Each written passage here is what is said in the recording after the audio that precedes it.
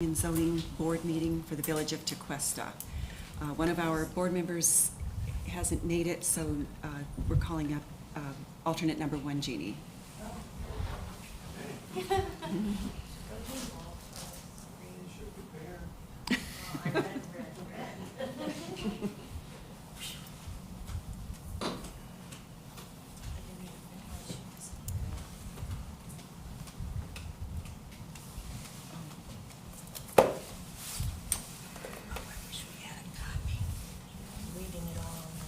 Come on, just sit down. Or just give me a copy. Liz.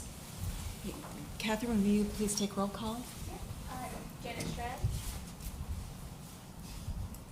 Leslie Dasher. Here. Elizabeth Shower. Here. Teresa Maggio. Here. Sherry Ambrose. Here. Alternate Jean Beckenbauer. Here. Marie Sapiri. Here. And Marco Valdez. Here. And I need a motion to approve the agenda. I'll make a motion to approve the agenda. And second, I'll second. all approved? Aye. Yes. Yes. Aye. Aye. All All in favor? in favor, aye, and all opposed? The agenda passes. Very good. Good, okay. Now, do we have to say anything about the minutes or just skip it? Just call.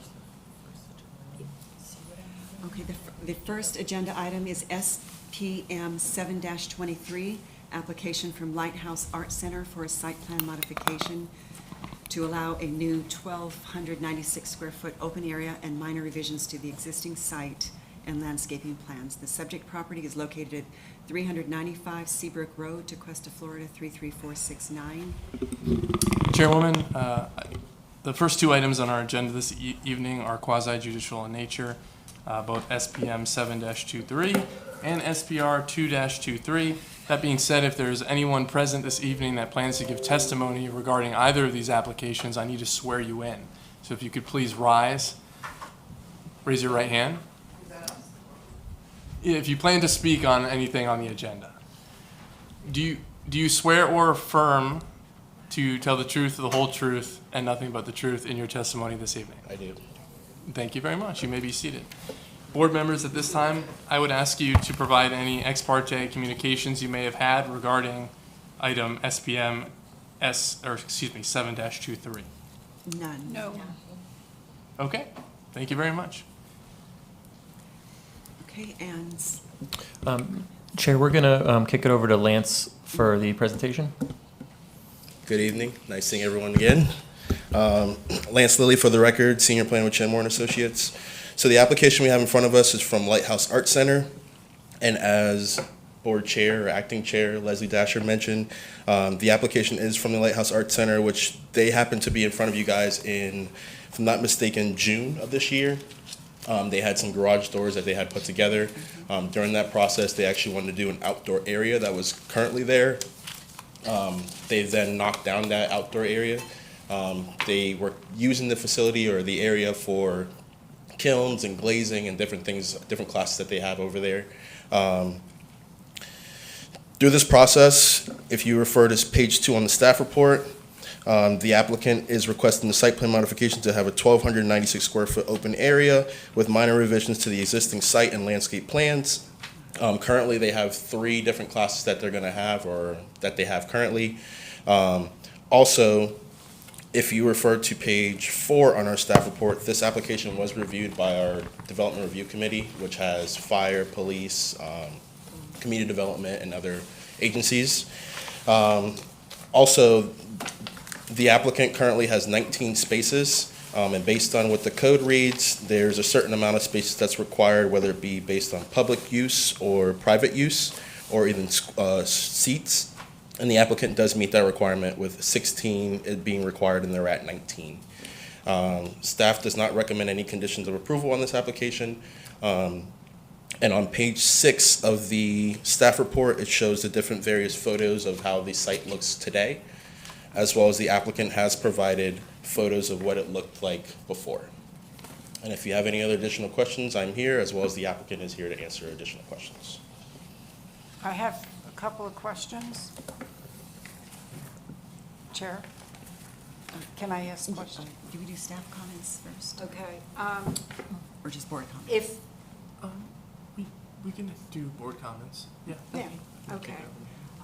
Lance, if you could go to page 16 of 168, Oh, it's okay. a memo that's to you from Marjorie G. Gregg, the PE Director of the Utilities Department. And at the bottom of number 2, it says, review was response resolved. The applicant will need to provide storm calculations as part of the utility application, permit application process, and I couldn't find it. Well, because what they're saying is essentially after the site plan approval process, the applicant will then be forced to or required to submit a building permit as well as a utility permit. Okay. So Or- that process hasn't started yet. Okay, and then, on page 19, the memorandum from the police department, it says here that, it's on page 19 of 168, the plans do not, it's the last two sentences, the plans do not include a lighting plan. The builder does not appear to be changing any existing lighting outside of the remodeled area. The Arts Center should consider installing motion lighting inside of the kiln areas once completed. Are they planning on doing that? Well, so that's a recommendation from police. It's not a requirement, but the applicant can answer that question. Okay. We do have You need to state your name. Oh, and sorry. address for the record, please, So my name is Jenny Licata. I'm the executive director at Lighthouse Art Center. and your address for the record, please. My address, Your address, yes. 395 Seabrook Road.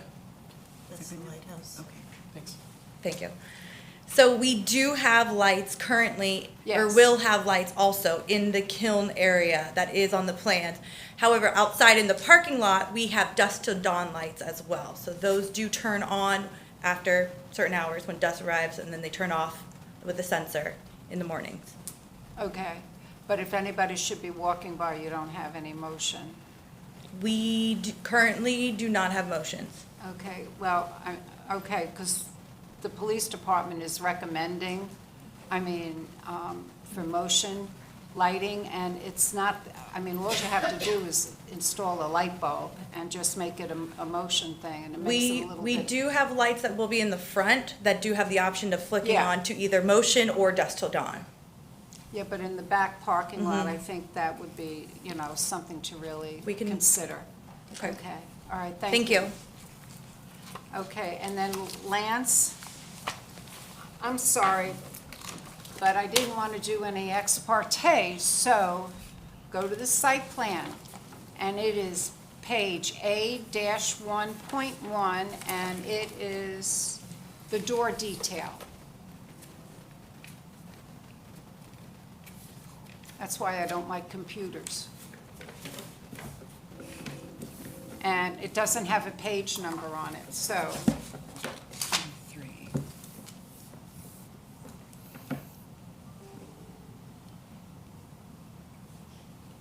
I'm there. and I have nobody that I can ask this to, so, Okay. It has on the bottom here, that finished floor must not be concave across the clear door opening and not and not out of level more than 1/8 of an inch. Can you please explain that? I've never seen that on a plan before. Page 40. So, and I'm not a building official, so I don't want to get too technical with it, but, so essentially what they're saying is, based on when they do the construction, the floor needs to be level when they're putting in the doors. So that's really all it's saying there, is that it needs to make sure it's be level. Couldn't do that in normal language? I'm sorry. Okay. See, my husband wasn't home, so I couldn't, and then I'd have to do ex parte. But those are the only questions I had. Thank you. Any other board comments or questions? And we do have another, And I don't know if the applicant wants to provide any other detail or say anything to the board. You certainly can if you'd like. I don't have much to say, but we are looking forward to these upgrades. We have been closed since June 5th, so we're very excited to get back in this space. It's going to be really nice, and it's definitely an asset, yeah. It is, so thank you. The first phase that you did is really nice. Doesn't it look phenomenal? And when the lights are on in the garage at night too, to see the people working, it's gonna be really great. Thank you. Thank you. Are there any other board comments or questions? Of course, I'm the only one. I'll make a motion to approve. So we need to open the floor to public Oh, comments at this public point. comment, sorry. We'll open the floor now to public comments. Any comments? Looks like none. We'll close the public comments and staff, any staff comments? Nope. Okay, any other further discussion? I'll make a motion to approve the application from Lighthouse Arts Center for the site plan modification. Recommendation. All in favor? Aye. Aye. All opposed? Motion passes. Motion passes. Thank you. We wish you the best. We'll see you soon. We've got an event, we gotta. I noticed it's a little, very crowded. Yes. Don't they need their home address? when they sign it? They can use their business address. Oh, I'm sorry, okay. Oh, okay, oh, now we've got another one. Okay. Everybody My take a second. God, I just can't ignore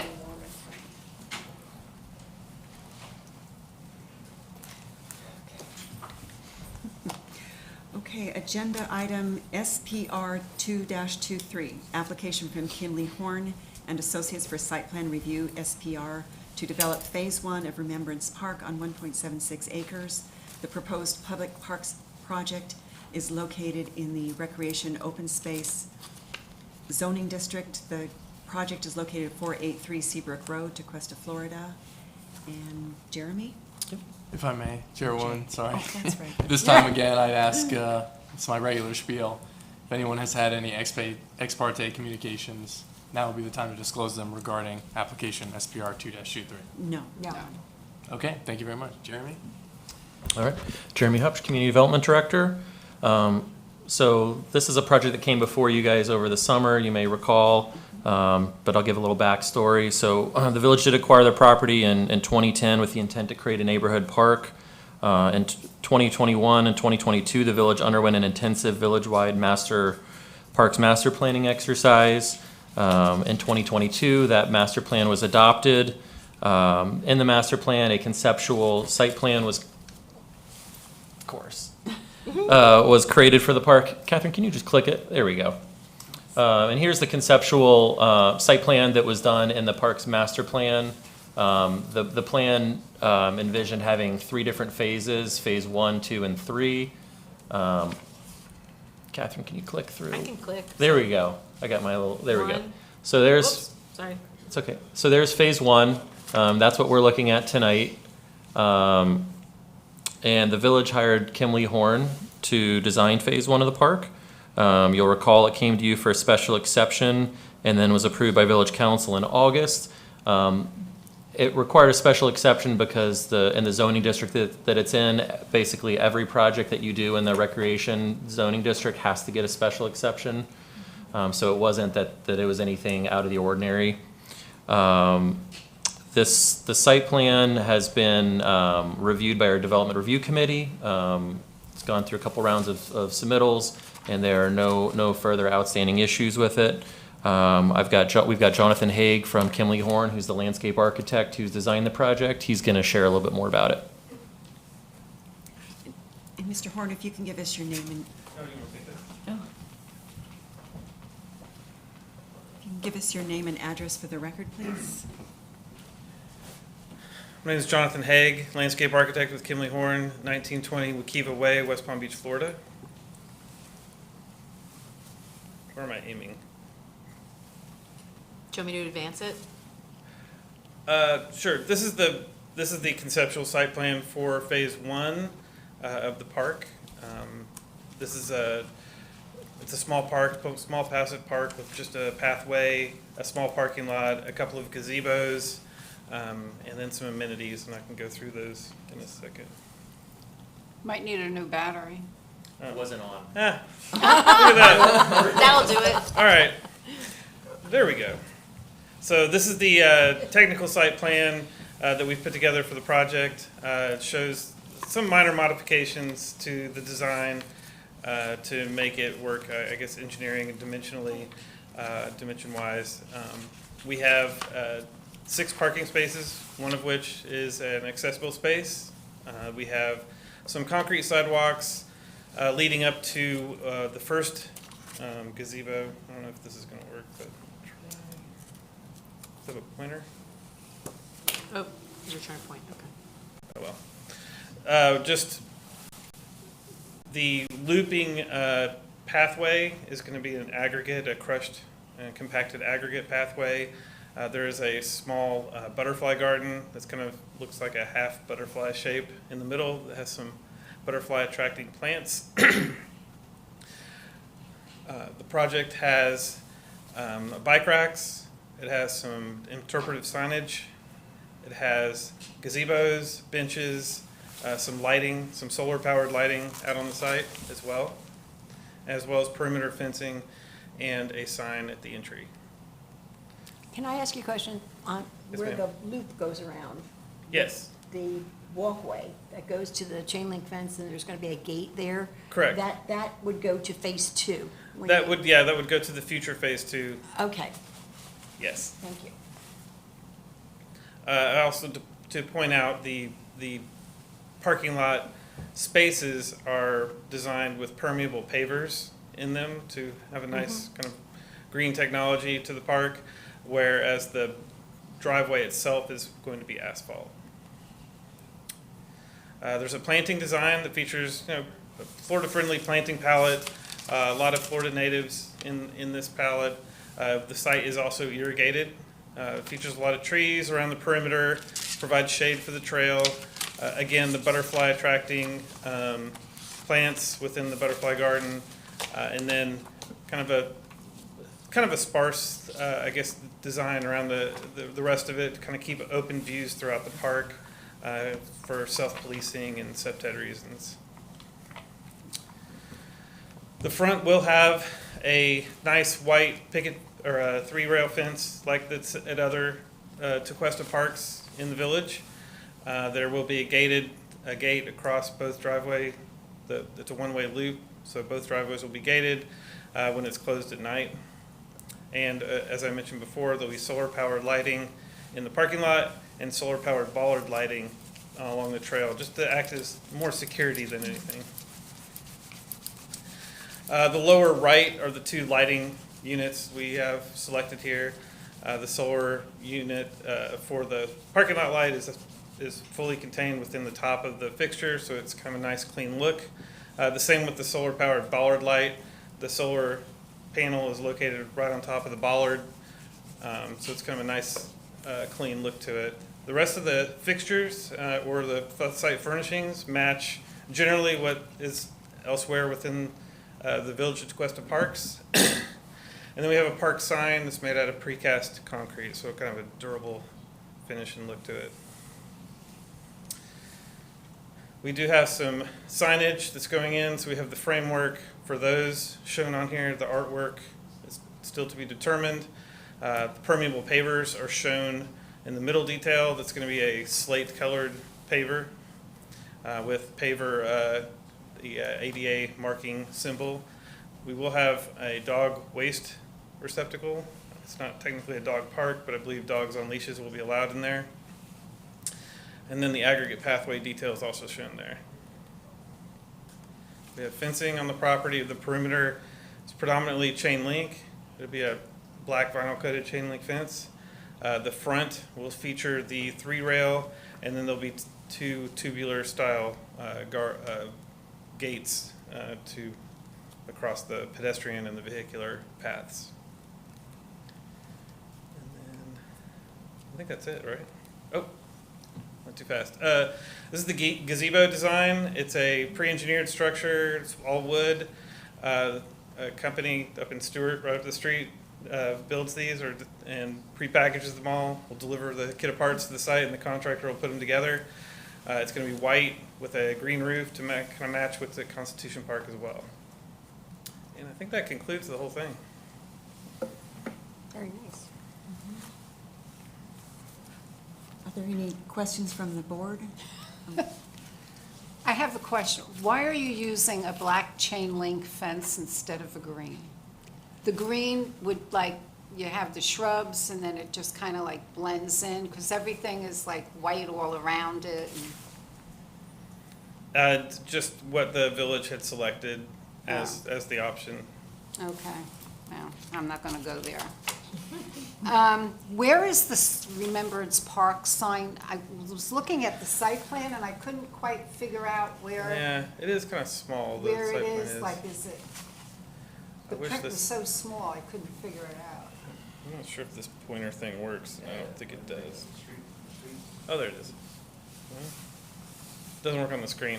So if you look at the upper driveway, Oh, Yeah. there it is. where there's a line that's parallel to it, it's just a small line. Oh, there it is. Yeah, there's a sign there. Okay. I was like, okay, I couldn't, I don't know if I should ask you, Jeremy or Jay.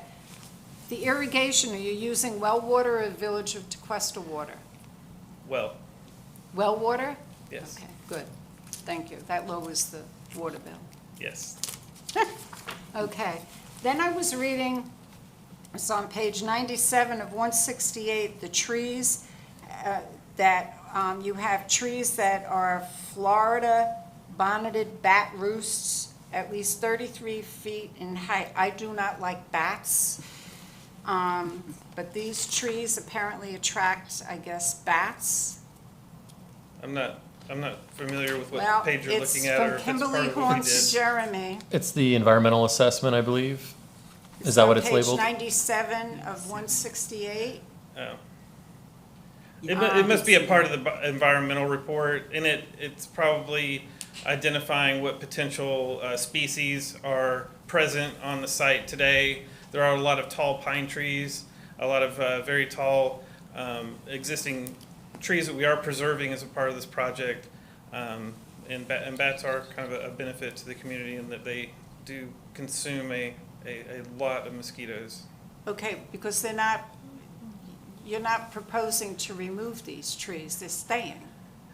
Most of all the native trees are staying. There are some invasive trees that may have already been partially removed by staff, and what remains will be removed when it, yes, Okay. Did you just say bats eat mosquitoes? yes. Uh-huh. Yeah. Then, Well, Yeah, Okay. they're good. now, I'm going to ask this question to Jeremy. I've been sitting on this board for a very long time. This is the first time I have seen an Appendix B treatment and water quality calculations, all of these things at the back. There was several of them. We've never had these at planning and zoning before. I mean, the stage storage three of them. calculate, I mean. I'm happy to really? not include them if you guys want me to. But Happy I to. mean, that'd be I great. couldn't understand anything. Well, it's not for us. And I couldn't Sure. ask anybody a Sure. question, so, I mean, is it really, I'm happy to take out all the highly technical stuff like that in the future. Noted. because sometimes too much information is too much information there. If I may, and sometimes when we're doing a municipal project, they're a little more advanced because it's being done by the village. Yeah. And then more so than if it were a private developer coming in. A private developer wouldn't bother going forward with that sort of information. But in this case, we're very close to bidding this project out. And upon your potential approval tonight, that'll be Okay. Yeah, 'cause expedite this that. was like so over, I literally could go to sleep after, So could I. 20 pages. I'm like, okay, I'm done, it's way over my head. Okay, thank you. Liz, are you done? I'm Okay. done. Okay, Jeannie, do you have any questions? I do not. Teresa? No. Sherry? No questions. I did just have one. You did say that the driveway is going to be asphalt. There's, on page 62, it does say semi-pervious pavement in the driveway, but I wasn't sure if that's just a, I'm not familiar with what page that you're discussing, but, Oh, well, no. see, we get page numbers. Yeah. yeah. Oh, so this is the conceptual master plan from, Oh, I got it. Okay, not, Oh, not the actual site plan that he's designed. I got it. Okay, so, yeah, because further down it This does is say from, asphalt. yeah, that's from the Parks okay. Master Plan. Okay. see, I pulled that page too. Okay, now we'll open the floor to public comment. Would you please state your name and address for the record? Marcia Nielsen, 94 Beechwood Trail. At the August 8th, 2023 council meeting, I made remarks summarizing the 2011 Village Council vision for Remembrance Park. I urged the current council to consider why the park was named Remembrance and to keep that in mind when going forward with plans. I was told that my remarks were inappropriate by the mayor and that the issue would be addressed at this meeting. So I sincerely hope I'm not inappropriate at this meeting. The original intent of the 2011 council was to remember those in our community who served. Council member Jim Humphrey proposed that the name be called Veterans Park. In keeping with the historical vision outlined by Jim, the 2011 council agreed to the name Remembrance. During the planning process for this park, we as village historians, Pat Watkins and I are village historians, have been at it for about 7 years. And we, at the manager's request, presented to staff at a PowerPoint presentation an overhaul vision for the park, integrating historical markers and areas. During the planning process, we were not consulted or asked our opinion. The plan was submitted to you tonight does not incorporate any of our recommendations. We recommended 6 historical markers, one of which would point out Captain Seabrook's house. The plan has none near Seabrook's house, has 2 markers. We recommended a story time area with a marker noting that the Tequesta Branch Library was the first branch library in the Palm Beach County Library System. We suggested renovating and moving the little library, now located at the Seabrook Fire Station, to this area, not in the plan. But the most disturbing rejection of our recommendation of a flagpole area with a memorial walkway or garden to honor those residents and their families who served. We recommended working with Gold Star families to move or duplicate the plaque now in Constitution Park. We suggested a memorial brick walk around the flag. We envisioned a memorial garden. Instead, we have another butterfly garden. And by the way, I'm in that park all the time. I have never seen a butterfly in that garden. We urged a plan to involve residents to become involved in purchasing a brick, a bench, a tree, a gazebo, to remember their loved ones. Not in the plan. How can we name this park Remembrance when we are not remembering? Not remembering even those who have served to make the village what it is today, including our founders and those who have served in the military. If you approve this plan tonight as it is presented, the name of the park is a misnomer, and because it remembers nothing or little of who we are. Thank you. Okay. Marie, would you state your name and address for the record, please? Marie Sapiri, 79 Yacht Club I Place. can't hear Sorry. you. Marie Sapiri, 79 Yacht Club Place. First, I'd like to agree with what Mrs. Nielsen said. I think we should definitely increase the memorial aspects of the park design. The rest of my comments are related to the design that we've got so far, too. The park sign, which is on page 26 of the PDF, should match the one at the rec center. So there's like a shiplap, I think, is on the rec center, but since they're down the street from each other, I think there should be visual continuity between the two. The bollard lights on page 26 of the PDF and the parking lot lights are very utilitarian in design. I would like to see nicer ones in a more classic style because these look more appropriate to a strip mall rather than a quaint village park. On page 31, which is the design, the landscape design, The clusia hedge should be replaced with a native, or better yet, a combination of native plants. There are many great options for this: Simpson stopper, cocoa plum, buttonwood, etc. Clusias are not native. They don't attract any butterflies. They're not the ideal plant here. The trees proposed are very nice, but there could be more of them and more variety. There are lots of good native options that could be added here. Sea grapes are fantastic when left alone to be trees. Bahama strongbark is very good for bees and other pollinators. And buttonwood is a beautiful small tree. The oaks need to be close enough to the path and not over pruned so that they provide shade. And I think that these are close enough, but I would like confirmation that we're actually going to get shade from where the tree trunk is to where the path is, to make sure that we have that shade. There should be mullygrass, which is a really beautiful and also very well-behaved native. Scarlet sage, I have experience with. It is not very well behaved. I do think it's a good inclusion in the park, but if we want it, it should be in a container because it behaves a lot more like an annual, and so it dies back on a regular basis. A couple of nice urn planters would be great for these types of plants. So we could put the sage in that, plus coreopsis and Gaillardia in those. And I think that would be really neat if we had those next to, for example, some of the park benches have an urn with flowers that we change out on a regular basis. As an alternative to the sage, beach creeper is a native, and it's a much better ground cover in my experience.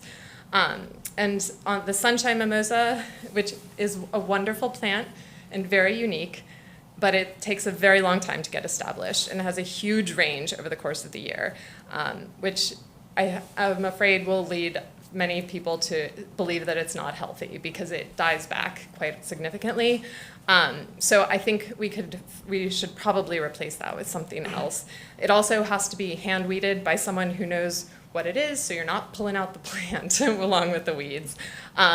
So this probably doesn't have the characteristics that we're looking for in this particular spot. Sorry. On the other hand, there are well-behaved natives that are beautiful, like Jamaican caper, necklace pod, wild coffee, and beautyberry, all of which attract pollinators and are beautiful additions. And this palette we could expand the palette, especially for the butterfly garden, but everywhere else too. In the butterfly garden, there should be a passion flower and coral honeysuckle on trellises because those are vines. Those are host plants for Gulf fritillary butterflies. The passion flowers are. And you will definitely get butterflies if you have the passion flowers there. I can attest from personal experience. And the other question I had on page 31 is there is pine straw that is being used around the pine trees, which is excellent, but is the pine straw in a contained space? Because that does tend to move around rather significantly. Also on page 32, there's a bunch of Walter's viburnum, which is a small tree or a large shrub, and there are a bunch near the parking areas, quite a lot, given how big it gets. So my concern there is that I think there are probably 18 of them in a space that's not very big, and if we pack them in to that extent, we're going to be cutting them all the time, which means that they're never going to bloom, and that's unfortunate, especially for the pollinators. Even the dwarfed variety, which I have, it gets to be at least 5 feet tall. They're excellent plants, but we don't need that many in that location. So those would be my recommendations, and I would ask that those be included in the approvals. Thank you. Thank you, Marie. Are no more, Mr. Haig, did you have any response to? We can make changes to the design if needed. The clusia is in fact a native. We were asked to change the species at the perimeter. Pardon? I can't hear you. Now Oh. I can. Sorry. The clusia is a native to Florida. It's a small shrub or tree. A small tree can be a big shrub. We were asked during the review process to change the type that we had, which was the native, to a different type. We can change that species to a different type if that's what the desire of this board is. Regarding the butterfly garden area or any other changes that you need to make, we can certainly look to accommodate those, although we are kind of on the cusp of, again, trying to get this project to the to bidding so that it can go into construction pretty soon. So Okay, thank you. Okay, can I? Marie? Thank you, Marie Superi again. So the Clusia rosea is the native. I agree with that. Okay. Before we were asked to change. Right. So just for clarification, the Clusia gutiflora, I think, is the one that is common. I would support the Clusia rosea if that was what we had, because that one is native. The Clusia gutiflora one is the non-native. So just for clarification there, that I think we should pick a native plant for the hedge since there are so many of them in the plan. Also, I did want to say one last thing. The butterfly garden, it would have been nice to have the EAC be consulted on the butterfly garden since they are very familiar with native plants. We have a deep bench of knowledge there. So it is unfortunate that that did not happen. Thank you.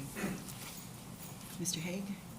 I could offer that we could put a note on the plans to have the contractor work with the EAC to develop the plant palette for that, and maybe give it because of the bidding of the project, we'd have to kind of rein it in a little bit, maybe not just go too crazy, but if we're replacing plant for plant with the species types that the EAC would like, then that would be something that we could certainly add to the plans and put that in the bid package. Okay, thank you. I think that would be a good idea. Mm-hmm. I mean, I totally because I do have to agree with Marcia, the amount of times that I've been there, I've never seen a butterfly in the butterfly garden. Neither have I. So, you know, There was also a comment on the pine straw mulch. We do have specific mulch areas that we are trying to contain those. I think we were trying to provide some areas for the grasses and some other things to have some room to grow, where we also defined like kind of this edge of the sod areas. There's another comment about the tree canopy over the trail. We pushed the trees as far as we could close to the trail without getting them too close. We didn't want the root intrusion to tear up the trail over time, so we pushed them back a little bit. But I think with the east and west orientation of the sun, I think we're going to get shade at least some parts of the day. Thank you. can, Okay. can I just answer a couple Liz? of Marcia? Can I? Marie? Yeah. Marie? No, Marcia's. Oh, Marcia Marcia Nielsen. Nielsen. Okay, I'm sorry. Marcia, I can tell you that they're not going to change the name Remembrance Park to Veterans Park. I don't want them to. Huh? I don't want them to change the name, Well, it's going to be Remembrance Park. but you're not remembering them. But maybe, like, in the future, I mean, this is just phase one. But after it's going, I am pretty sure that if we work together, that we could do something, that we can have the historical markers, because I've never heard of that before, and I really think that that's a great idea. But I just vent my frustration. No, I understand, no. Because the thing was, you don't even have a freaking flagpole, for God's sake. Well, this is You only know? phase one, So so, why not put the flagpole where the butterfly garden is? well, I'm, okay. The thing was that we gave the recommendations and then we were shut out of the process, which really frustrates me, because we worked hard on that. And, you know, then to be told that I was inappropriate, and, you know, so, I why understand. bother? I've been So will there, you done go it. to the next page, please, to page 9? Top left, historical marker. If you go to the site plan, there are 3 of them in there already. I know we planned for 5, so they're in there. We One's did an include them. educational one. So we can include, 10 more if we want, I mean, at a point. So they're in there, we do have them planned, and so just wanted to point that out. Thank you. That's on C1? See It's the top left 111? corner. I Okay. don't have the other. Okay. There's two and there's one Just a educational, minute. one by the bottom. Just a minute, Marie. Yeah, I know, I read that one. To the village I have a question then to ask you. Is there any way, because I think it would be good, you know, to have the library that's sitting on the thing on Seabrook. Is there any way we could put it into phase one? You know, the little, it's a little house and you have books in there. We can do that. Can we move it from there and put it in? Because I think that's a great idea. Sure, we can put that as a condition. And I think it might be safer because you don't have to go into a parking lot and Yeah. look and, okay, Yeah, no problem. Thank you. Marie? I recommend that with the historical markers that You we. need to speak, Can I I'm recommend very hard of with hearing. the, with the historical markers that we specifically include a condition that the historical markers are developed in consultation with our history committee as well. Okay, Jeannie. Marcia, I love every single idea you had. I don't know how this happened, that all of this was left out. Pretty much. I am so sorry that that happened. I think if we are going to call this Remembrance Park, we need to have people like you that help us plan it. And I just don't understand how this happened, that we have nothing? Well, I you mean- have two markers. I know, 2 markers. But it's So- phase one, you might have more later on. Well, I don't know. I'm sad that that happened, and all your hard work, thank you. It's so important to remember these people. Okay, we'll close the floor to public comment and board comment, questions. Jeannie? How do we go Sherry? to make a recommendation for everything for, So, sure, I've started writing down a list of, thank of you, because I trying to lost summarize it for track. you. I mean, So feel free to add more if there's something I forgot, but it sounds like there's maybe a desire to add more historic markers. That'd be up to you guys to decide how many you'd want to add. how many we would have? Well, Not- you Not get- just markers, but listen to her whole list. Yeah, sure. So you guys are gonna have to come up with a specific recommendation as to what should be added to that historic marker wise. If you want to add a flagpole, anything that was mentioned that you think is worth adding. Moving the small library is another thing that was discussed. I think that it sounds like maybe there's an appetite to change the Kalusia species. I know Jonathan initially had put the natives thing in, and he actually had a little bit of a battle with our landscape architect about that. So he's probably very happy about that recommendation. So he had it in and we took it out. Yeah, the non-native Kalusia, I think the idea was that it does provide a little bit more of a dense hedge is that correct? The other one is a little bit more of a tree, whereas the other one's the dense Kalusia that you see. Right. And those were the main ones that I saw. Feel free to add any more you want, but if you want to make a recommendation of approval, you'd have to say we recommend the site plan approval with X amount of conditions. Can I ask though, before we make a type of very specific recommendation, it sounds like there's some philosophical things here, right? Or things that may impact how you would bid this out, right? Like if you're gonna change a lot of plants working with the EAC, that's probably gonna change your irrigation plan. So I don't know what your timeline is. I hear you saying it's time sensitive. We do have a December meeting date set. Like, is this such that we cannot figure out tonight how many signs? Like, I don't know how many signs there should be, but I agree that if it's Remembrance Park, there should be some specificity around what the markers are. I don't know if there should be 2 or 6, right? So I don't want to tell you that you have to have 6 when you could make do with 4. So is this something that we probably need to table till December, or is that have really detrimental impacts on our budget? Like, does that mean we can't bid it on a budget cycle? I would just like to understand why it has to be tonight and it can't be next meeting. Give us some time to think of I historical do have a markers. comment as well. I kind of looked at all this as, conceptual, meaning Yeah. it can grow and expand over time. It doesn't have to, everything doesn't have to be done. Now, the plants are a different matter, but I think working with the EAC would be great. And, as far and this as- will move forward to council, so there is some time in between tonight and then where things could be changed. I mean, Yes, and I mean, there's a lot of things that can be added over time. They wouldn't have to be decided tonight or Sure. next For instance, month. yeah, you could maybe even make a condition that Jonathan works with the EAC to design the butterfly garden with some of the plants that Marie specified between now and the time that the actual site plan or the project is bid or designed. It's fluid. I mean, he could make some changes to the landscape plan. He's not gonna be able to make major changes to the layout of the parking lot and the sidewalks, Right, but right. he can make some substitutions on the fly with some of those. Is that right? But does that interfere with your irrigation system when you're putting in for the? I don't think we're talking about changing the layout of the garden, No, just no, the just- plants within it. It's no, it wouldn't really Irrigation impact should be our the irrigation same, design. Just changing the plants out wouldn't.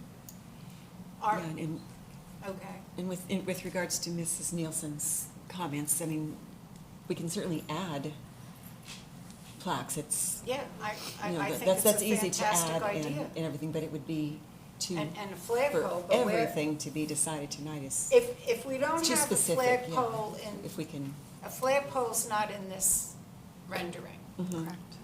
So maybe we could have a flagpole in the next rendering and make it so that, and Marcia and I go back a long time, but to do the plaques, I mean, people just love doing that. I mean, and have like around the flagpole, bricks, and then people can buy a brick for their loved one, and it would enhance, I mean, it would be an income for the village, but, you know, it would be something that would be really,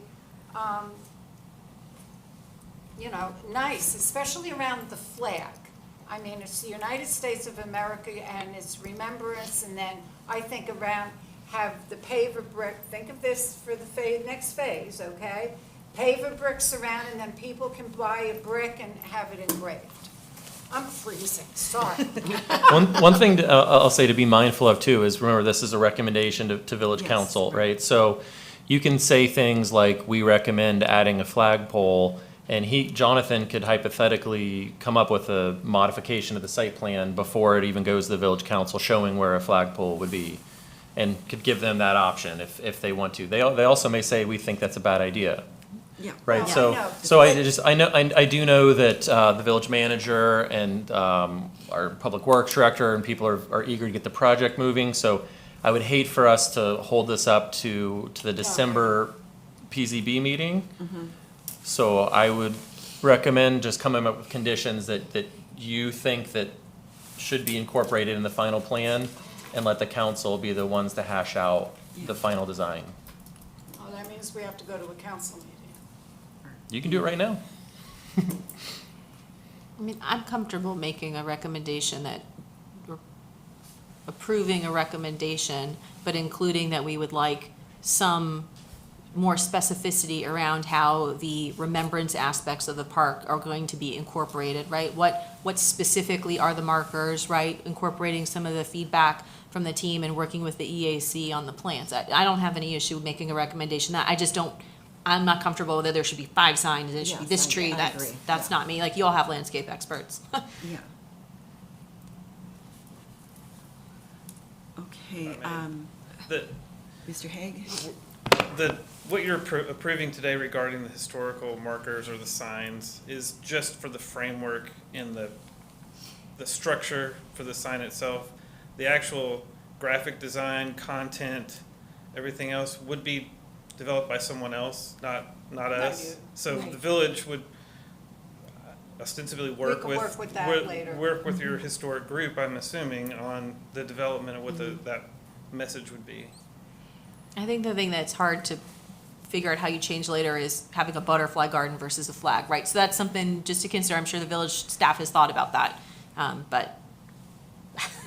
I think having the flagpole in phase 2, and then it would be a larger space, and then it would it would be more of a remembrance for somebody. Absolutely. And I think it would be too busy in the front, maybe further in the back, and it might entice people. I see you, don't worry, let me finish, I have the floor. And then you have more of the remembrance of people. And you would have people actually go further into it. Yes. Yes. Marie has What can I- something important. Is it Anyway. public comment closed? Yes, it is. Public comments are now closed. We're- Okay, so Jay, we need to be specific. I'd like to keep it, limited and just maybe broad categories, but more limited, so we're not identifying 20 different and I think items. that's what, sometimes, to your point, giving the council, telling the council, hey, we like the plan generally, but we think there needs to be more historical signage. We think that there needs to be consideration of a flagpole, or, that the butterfly garden needs to be workshopped with the EAC. General stuff like that, and then they can run with that. And we'll be sure, Jeremy and I will be sure to be clear with them and share what you guys, thought. So, and it might give Jonathan a little bit of time to work through some stuff too. Okay. That's great. Okay, so are we thinking perhaps considering the flagpole, working with the EAC on the butterfly garden, and adding remembrances, or remembering the name, why it's named Remembrance Park? And historical signage more. Anything that, Well, yeah, remembering why it's named, Yeah. but that would be up to the council to. Yeah, that would be like 3 different major points, correct? Yes, and, yeah, but, So I'll make that part of, okay. okay, and this is a recommendation. Do you mind if I do that? Yes, this is a recommendation. so. Okay. And if I do something wrong, you gotta tell me. oh, we will. I know you will. Okay. I don't have a problem with the plan, but we would like to be addressed, a flagpole in Phase 2 with paver bricks around it for remembrance. This is phase 1. This is just phase 1. No, for Phase 1 is fine, but for Phase 2, Maybe But we but can we're only be. talking about phase 1 right I tonight. understand, but Okay. all right, I am going to recommend that we consider definitely to have a flagpole and have paver bricks for remembrance around the flagpole. Additional historical markers, and for additional plantings, and to work with the EAC. That's my site plan.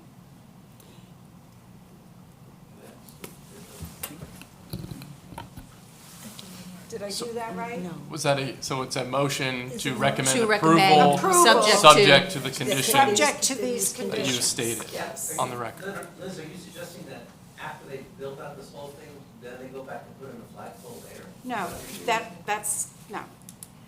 I think it's consideration around how to include a flagpole or other markers that are related to remembrance, the remembrance aspect of the park. I don't think we should be specific. I think staff has good judgment and does a good job, so it's, Yeah, they do.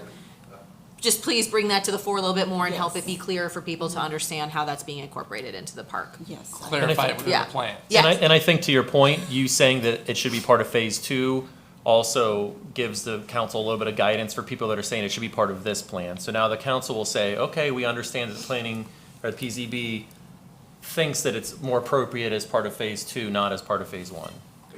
If it was in Phase 2, looking at it makes people go further into the park. That's basically, and then you have your historical markers all throughout the park. It doesn't have to be just in Phase 1. I mean, and then we could work on different things. Anyway,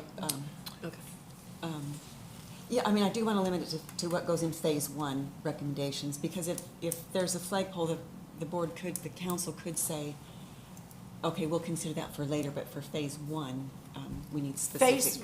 Okay. Phase 1 is okay.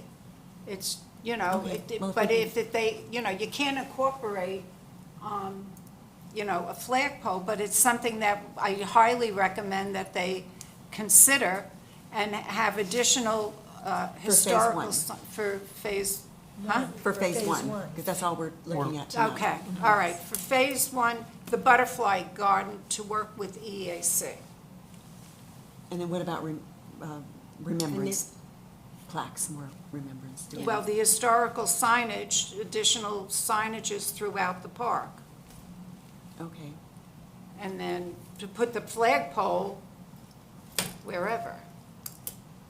Maybe I can That's- try to encapsulate it. Yes, So please. there's been a motion made to recommend the approval with the conditions of, For future consideration of a flagpole? for future consideration of a flagpole, to work the butterfly garden with the EAC, for recommendations for plantings with EAC.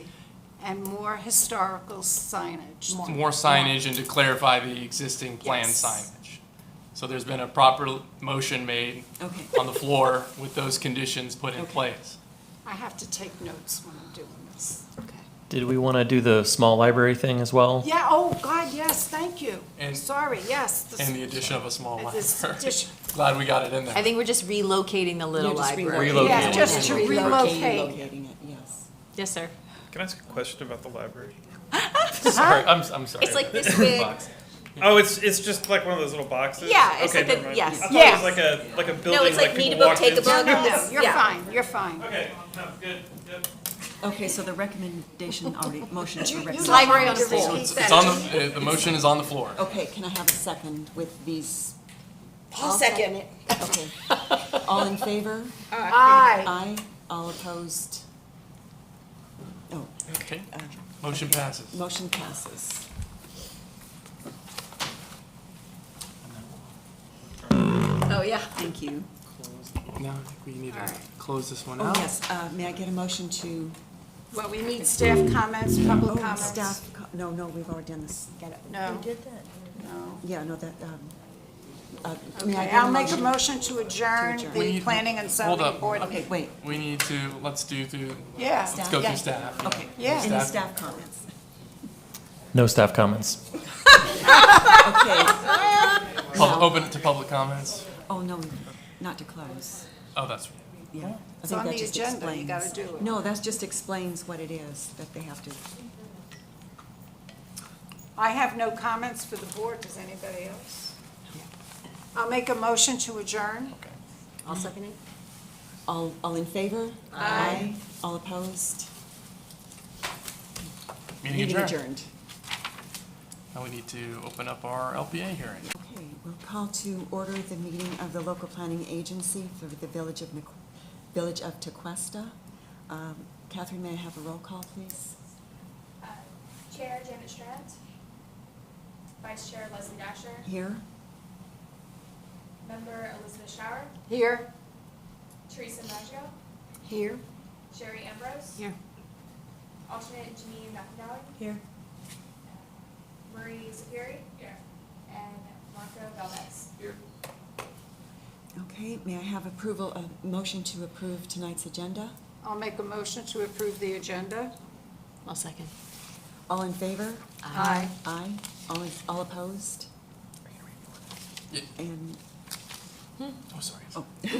okay, and can I have a motion to approve the previous meeting minutes from October 19th? I'll make a motion to approve the minutes of October 19th. Second. All in favor? Aye. All opposed? So approved. Okay, we have one agenda item, and I read this, right? Oh, you're gonna You read can it. pass it over to me, I'll read it for you. Thank you, Chairwoman. Our first and only item on tonight's LPA agenda is an ordinance of the Village Council of the Village of Tequesta, Florida, amending the Village Code of Ordinances at Chapter 78 zoning, Article 6, Schedule of District Regulations, by creating a new Division 3 entitled Affordable Housing and Live Local Act to provide and implement administrative procedures and requirements for development of affordable housing projects pursuant to the Florida Live Local Act, providing for enforcement, and providing for penalties for violations, providing that each and every other section and subsection of Chapter 78 shall remain in full force and effect as previously adopted, providing a conflicts clause, a severability clause, and authority to codify, providing an effective date, and for other purposes. Now, this ordinance is required basically to, what it does is it's providing a framework for us to comply with the recently adopted Live Local Act in 2023. And Jeremy has gone and put together an awesome presentation for all of you today, so I'll pass it on over to him. Thank you, sir. So this Live Local Act is an interesting one. It's really maybe one of the strongest moves the state has pulled, and there's kind of an ongoing war between the Florida legislature and local municipalities in this battle over home rule. There's a lot of municipalities think this particular act has gone a little bit too far, but unfortunately, our hands are somewhat tied by it. A little backstory: on March 29th, the governor signed the Live Local Act. It's a statewide housing strategy attempting to increase affordable housing in the state. It includes several provisions which make it much easier for developers to build multifamily residential projects. Unfortunately, it limits local municipalities' ability to regulate aspects of multifamily projects. It states that municipalities are required to allow multifamily or mixed-use residential and commercial, industrial, or mixed-use zoning districts if at least 40% of the residential units in a project are defined as affordable. And because we're in Palm Beach County, what's defined as affordable is actually not so affordable, honestly. It's ridiculous. I don't have the data, but it's pretty high.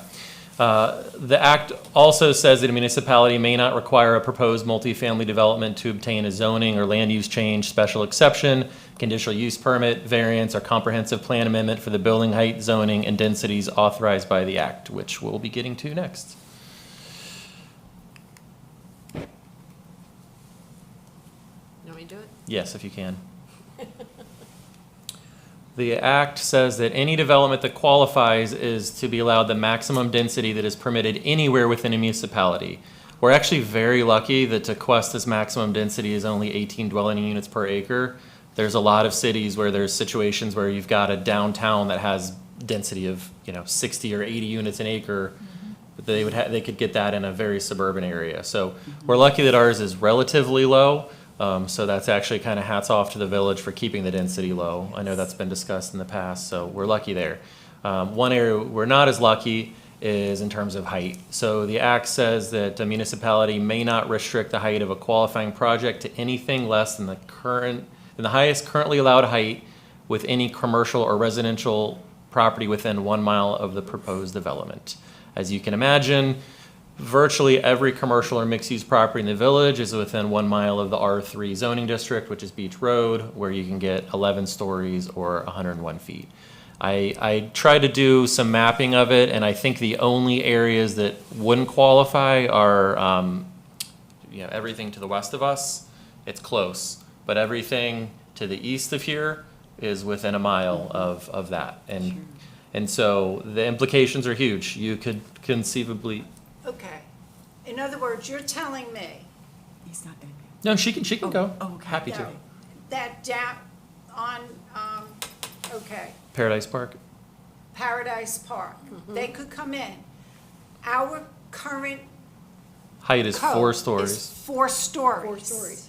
If they meet If- that 40% requirement and anything else that's within that state statute, they can get the 18 unit dwelling units, which actually is the max density for that zoning district, but they could get the 11-story or 101 feet of height there. Same thing on US 1. I mean, someone could go in and redevelop one of the old shopping plazas and put up a 11-story building there.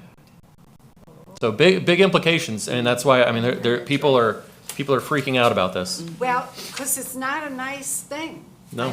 No. Look what they, Yeah, Okay. that's bad. Sherry, can you get me the next Oh, slide, yes. please? And this is the other one that's people are not throw this part. It says that a proposed development authorized under the code must be approved administratively, and no further action can be taken by the governing body. So the implications are a project can completely bypass the planning and zoning board, completely bypass the village council, no public review from citizens, and as you can imagine, major implications.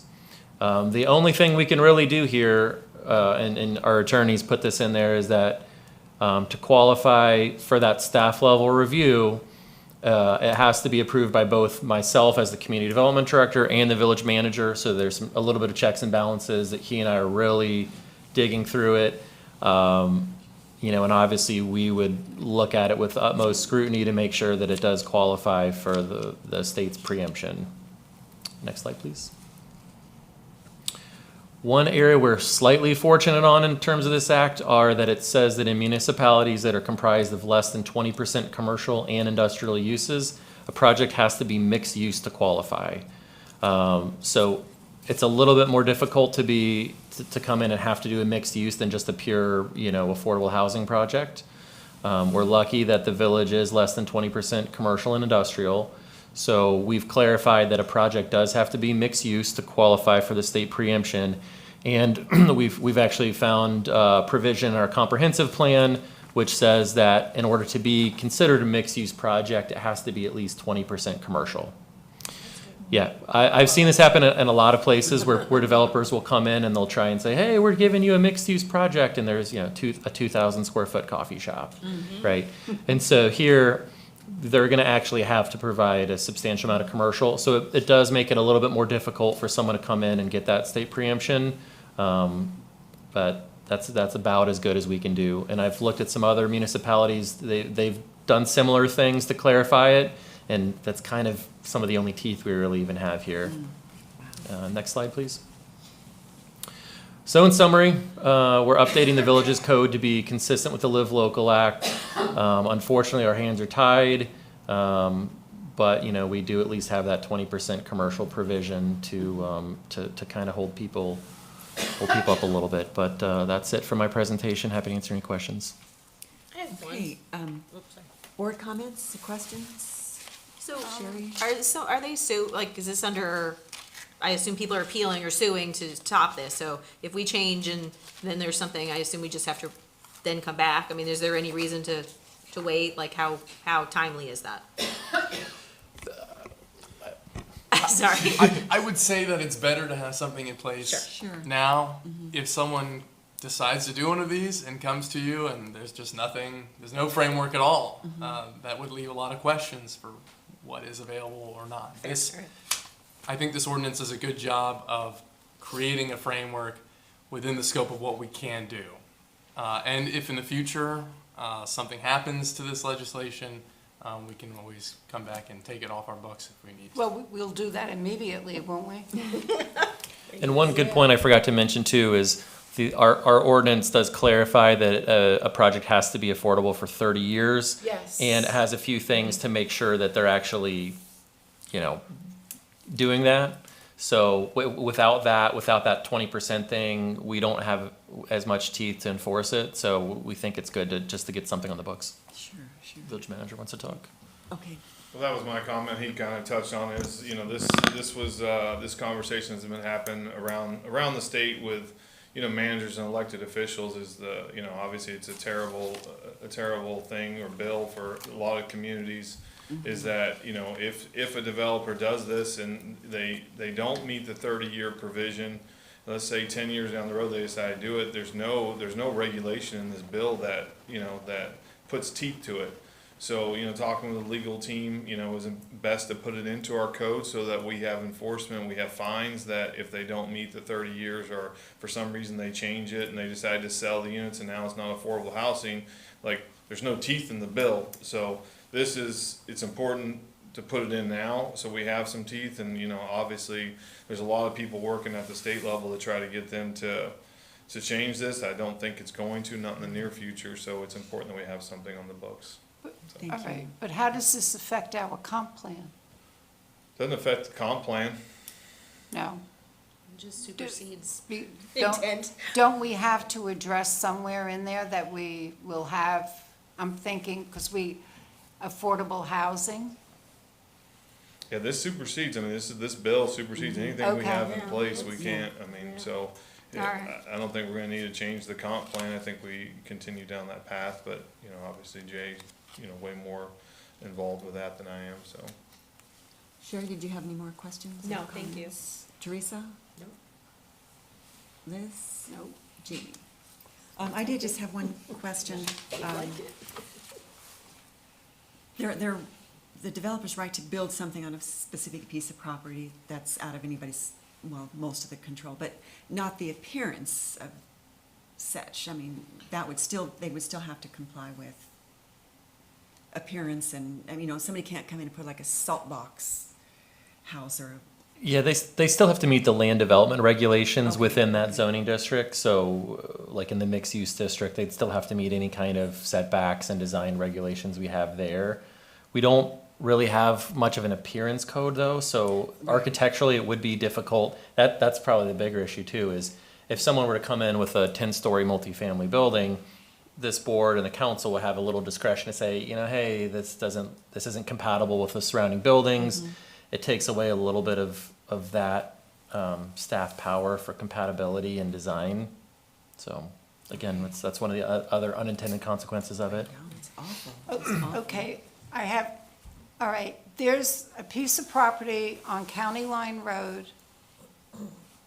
It used to be the Road Landscaping, and that's now in the village of Tequesta.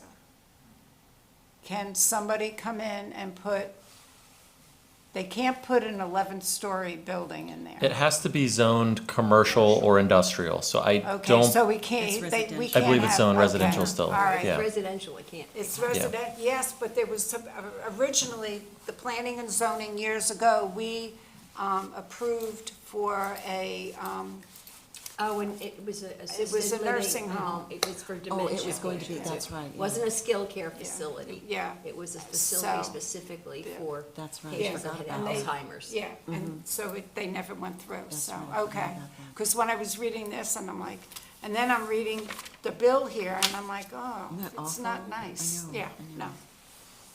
Okay, Okay, so I'm done. we'll close board comments and open the floor to public comments.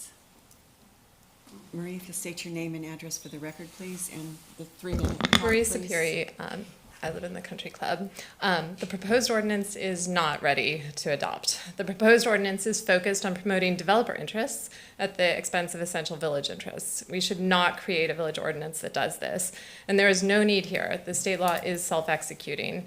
The village's ordinance needs to protect village interests, not facilitate antagonistic interests that are behind this bad state law. One example of the misdirection is in the memo at the bottom of page 1 and onto page 2, where it says, quote, "Under this provision, it is possible that some multifamily projects could qualify for administrative approval without review by the Planning and Zoning Board and Village Council." It is not clear that this interpretation is well-founded in the state law. The memo does not cite to any authority to support that claim. The state statute doesn't say that staff gets to decide if the aesthetics of a project are acceptable, for example. It says that the development, quote, "must be administratively approved if the development satisfies the municipality's land development regulations and is otherwise consistent with the comprehensive plan," end quote. The state law doesn't say who makes the determinations concerning village land development regulations and consistency with comp plan priorities. In fact, section 166.04151, subsection 7G, of the state law says that, quote, "except as otherwise provided in this subsection, a development authorized under this subsection must comply with all applicable local laws and regulations," end quote. A development doesn't satisfy our development regulations if the P&Z board and the council haven't signed off on all the requirements of section 22-82, for example, and agreed that the development proposed meets our comp plan. And in any event, the village ordinance should not endorse any interpretation that is against village interests like this, especially where there is ambiguity and no need to concede anything. Nowhere in the proposed ordinance should there be a statement that is against village interests or conceding village interests unnecessarily. For example, the speculation that the village council and P&Z board shouldn't have oversight. We should not make a concession against our own interests. That is totally unnecessary. On the enforcement, what the focus of the proposed ordinance should be instead is the enforcement mechanism on the affordability conditions attached by the state to the zoning exceptions. For example, we need to totally overhaul the affordability and violations sections of the proposed ordinance. It is not clear what the proposed covenant, declaration of restriction, or deed restriction in favor of the village will include, or if this approach would be effective. That needs to be clear. Does, for example, the village take possession of the building if they fail at some point to satisfy the affordability requirements for the project? Also, in order to enforce the affordability requirement over 30 years, the village needs to have information that the building department will not have unless we require landlords to provide it in the ordinance. This section needs to include at least a monthly reporting requirement. If I could have just to finish my statement, sorry. How much longer? How much longer? It's not much longer. That monthly report from the landlord needs to show all of the market rate units and their monthly rents paid, and all of the affordable units and their rents paid. That reporting requirement should have a penalty attached if the landlord fails to file it on time. Second, the penalties for violating the affordability requirements need to be high enough to make it uneconomic to choose to violate the law rather than to comply. Depending on what the cross-reference penalties are and how they apply, they might need to be increased, and we probably need to make it clear that the violations are counted on a per-unit basis, not per property. This ordinance needs to have more teeth for enforcement, and it doesn't have enough right now. I do have one more small point. Thank you. Right.